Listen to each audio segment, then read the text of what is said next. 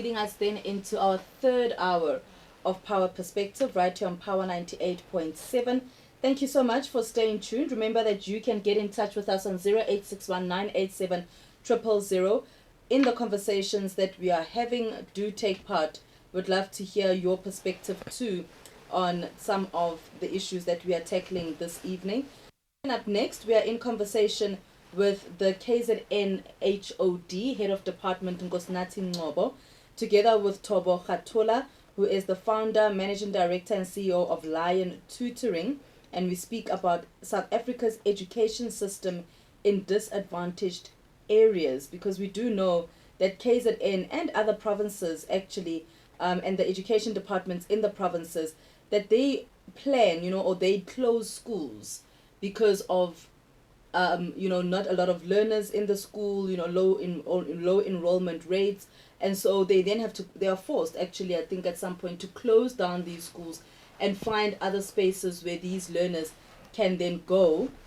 And the KZN Education Department saying it plans to permanently close over 900 schools, and most of these schools are based in rural areas. They say the closure of over 250 schools is expected to start next year. So we'll be speaking then to Head of Department Nkosinathi Ngcobo, who is from the Department of KwaZulu-Natal's Education Department.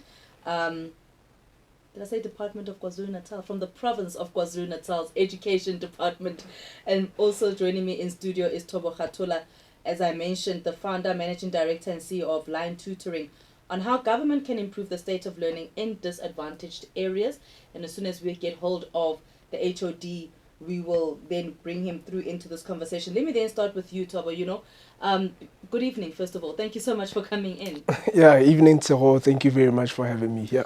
So we do know, as I've mentioned, that there's low enrollment in some of these areas, right? Especially in KZN, but also we know, I think other provinces such as the Eastern Cape, they also face these kind of situations. What do you think causes this low enrollment in some of the schools that are in these rural or disadvantaged areas?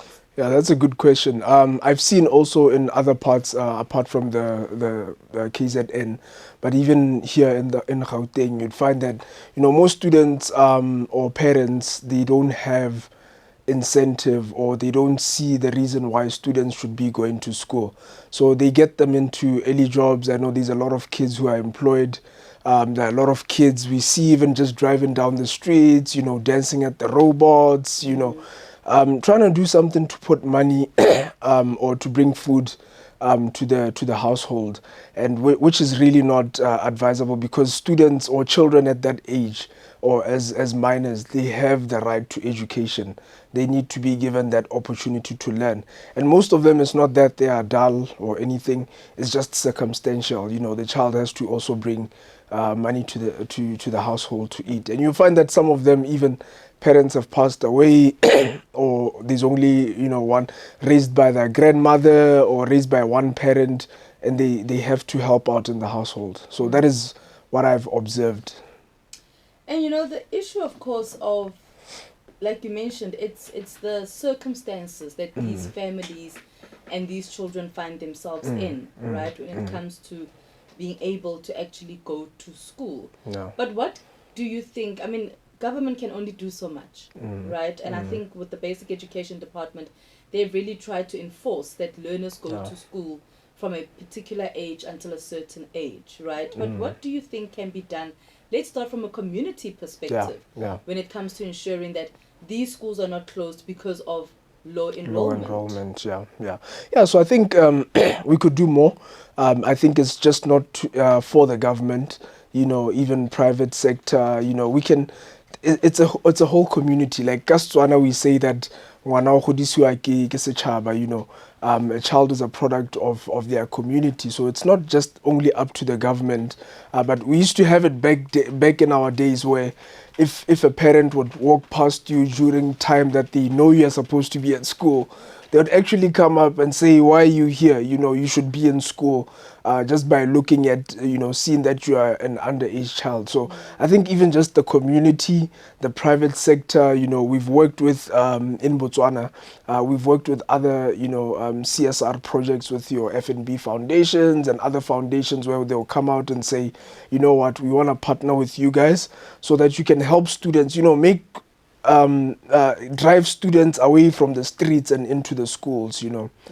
So I think it is a collective effort from not just the government, but, the whole community. Absolutely. And I mean, the education department would often say that education is a societal matter, Yeah. right? Which I believe is true. Let's then bring into this very conversation Nkosinathi Ngobo, who is the head of departments, at the head of department for the Department of Education in KwaZulu-Natal. Mr. Ngobo, good evening. Thank you so much for your time. In terms of legality, we still go through process. Consulting the parents. It's essentially informing them that school now has zero, and we get their comment. But those are schools that were closed, naturally, because now the learner enrollment has dropped up to zero. So you can see that we're not just going to close a school, which has maybe 120 left. Mm-hmm. Mm-hmm. Yeah. Actually, we'll come to that because I do want to find out, what happens to the learners, but also what happens to these schools. And in studio with us, Mr. Ngobo, is Tobo Khatula. He is the founder, managing director, and CEO of Lion Tutoring. And, before we started our conversation, we did actually, both of us mention that this is not just a KZN issue, the closing down of schools, that it is a national issue that is taking place. But also we are finding that more, that, of course, we will report where there's a larger number, but also not realizing that KZN has got the most learners and the most schools. It's quite a big province when it comes through to education. When you listen to what the HOD has had to say, the reasons for the low enrollment, but also the plans that they have, going forward, it's a 5-year plan. Again, for you, what comes to mind as to how these learners can actually be assisted, but also to ensure that the enrollment does pick up? Yeah. I think, Rengobo, thank you for being on this panel with me. I think the main thing also is if maybe there could be some kind of a study conducted to find out how many of the students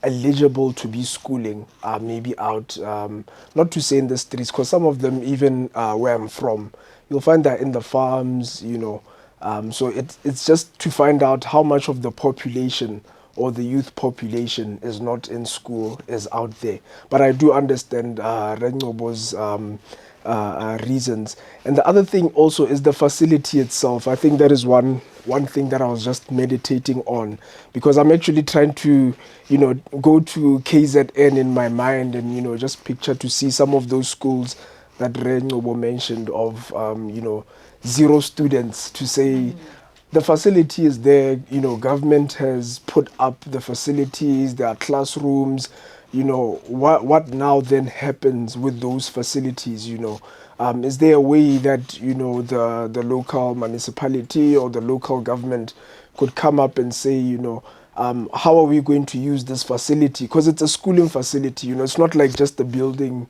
It was created for students, so I was just meditating to say, what can a facility like that be used for? Perhaps, there are maybe some learners, not even just primary school learners, maybe they could be adults who want to come back to school and, upgrade themselves. So I was just meditating and thinking of if the government could also work with the private sector, that I'm sure there are some tutoring companies in KZN, young people like myself who might even need to use those facilities or who would rent out facilities for exorbitant fees. But, if the government is saying, here's a facility that we've set up and we are commissioning you, young man or young lady, to say, bring educators, bring learners in. Because, once we think once we think learners, we're always thinking of, children, but even myself and yourself, if we have missed a certain level in our schooling, there are people that would like to come through and say, let me go back and do that. I finished in standard 3 or standard 4. Let me go back and, at least try the basics, the basic reading, the basic writing that can improve our literacy as a nation. And that is an important point, that we're hearing from Tobo, because what happens then to these schools when once they get closed? What is the plan from the department side? Are they going to be like learning centers, perhaps, like you hear from Tobo, perhaps using them for tutoring centers? Are the plans in place like that? Which is very important, of course. Mr. Ngobo, who is the HOD at the Department of Education in KZN. Tobo is in studio as well, founder and managing director of, and CEO of Lion Tutoring. And I have to ask you, Tobo, right, you hear from what Mr. Ngobo says that they consult with parents. And this is mostly, of course, in the rural, and I'm putting rural in inverted commas, because I don't think we have a proper definition of rural areas.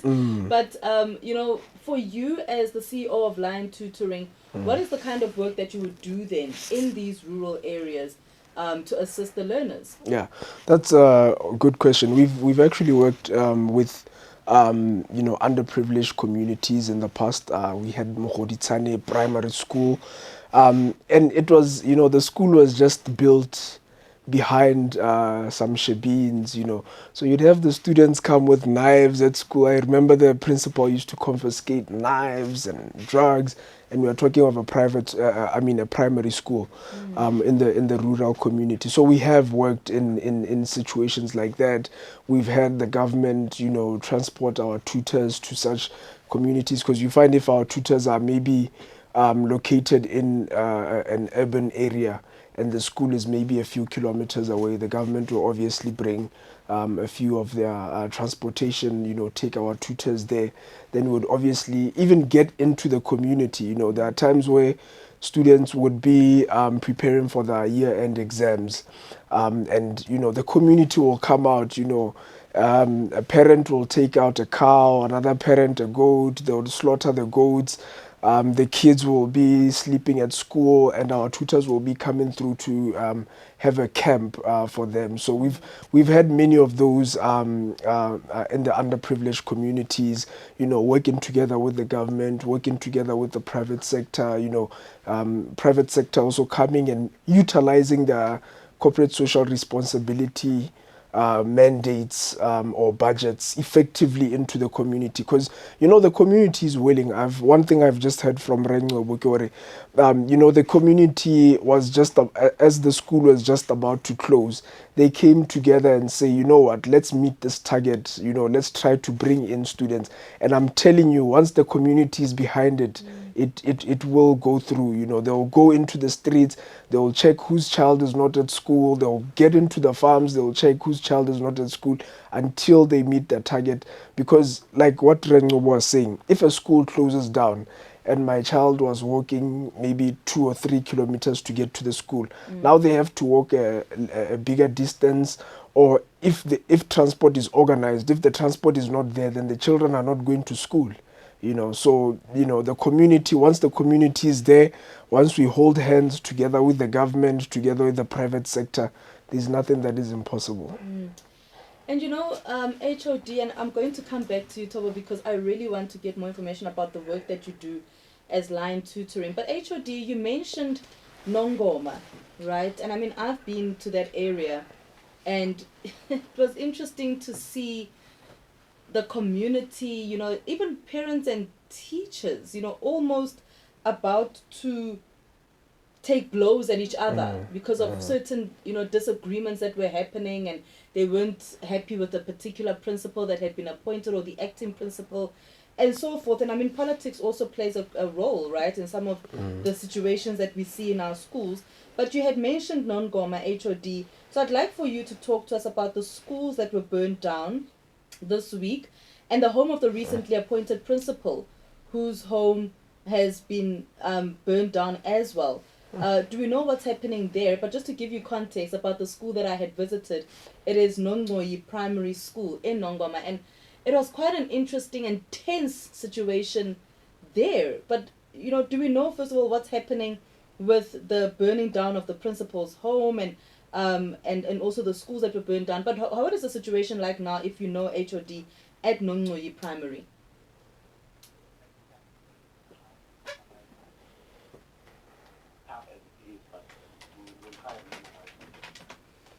Thank you for your indulgence on that very, issue that took place at that very school, primary school. Shocking indeed. But Tobo, what is the additional work that you do together with the such departments, as KZN Education Department or other education departments within the country? What are some of the other work that you do as the CEO or as line tutoring? So I think just in community engagement, we really want to get our hands dirty, come into the community and also just find out why is it that the community is so angry at teachers. Kind of teachers, like you were saying, they're taking care of our children. So the way that we also address, our dissatisfaction, it's mapping a way for our for our children. If mama can go to the school and start shouting and throw a, I don't know what they use to burn the schools, but if as a child I know that my parent can do that, children pick up or they learn from our actions. So I think it would really be nice to get into that community and really find out, what is the problem. Because changing teachers, also frequently can come at the demise of the students. It's not like a soccer team where if the coach is not performing, we just say remove the coach and then next week another coach, next week another coach. Students actually get to bond with their teachers. I mean, even you right now, if you think of your primary school days, you can almost remember every teacher that took you from, grade R all the way to standard 7 or whatever the case may be. So I think also just community engagement, come into the community, find out exactly what are the problems, because you'll find that it's something really small that if the community and also even us, if the community is not happy with the pass grades or with the pass marks, it's just the issue of coming down and say, give us targets, let's see, like even in the past projects that we've done, we sat down together with the community leader, with the Khosi or with the ward man. We sat together with the school, the principal, with the teachers, the HODs. Then they said, we're commissioning you to take the school, but our pass rate is below 50%. We need you to get it up at least to 60% within 3 marks and hopefully over 70%. And with those kind of KPIs, those kind of, the whole community, because whatever it is that we need, we'll tell the community that, a month before the exams, we want you to bring your children. They would bring their children. They would even go as far as, like I'm saying, making donations to say if our children are sleeping at school, make those kind of donations. Even the parents themselves, some of them were to even guard the school to make sure that no one gets into the school. So I think community engagement is very important at this stage. Let's take a few calls, or just the one. Tabo in Hammanskraal, good evening to you. All right, Tammy. Okay, let's not veer off. All right, you've made your point. Thank you, Tabo. Tammy in Pretoria. I mean, also just to clarify, because Nathi Ngobo is the KwaZulu-Natal Department of Education head of department. So Tammy and Tabo, Gauteng, he is about schools in KZN.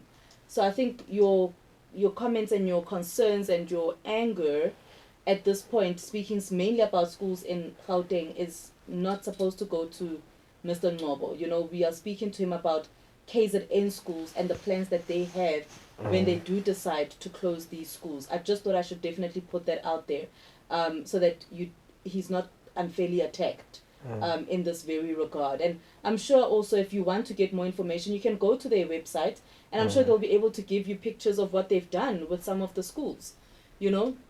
just putting it out there. Nkosinathi Ngobo, who's the HOD at the Department of Education in KZN, I'm going to request that you please hang 10 for me, just to, if you would like, respond to the two callers that we got. Tobo, please also just hang 10. We will continue our conversation straight after news. Nomusa Zwane standing by.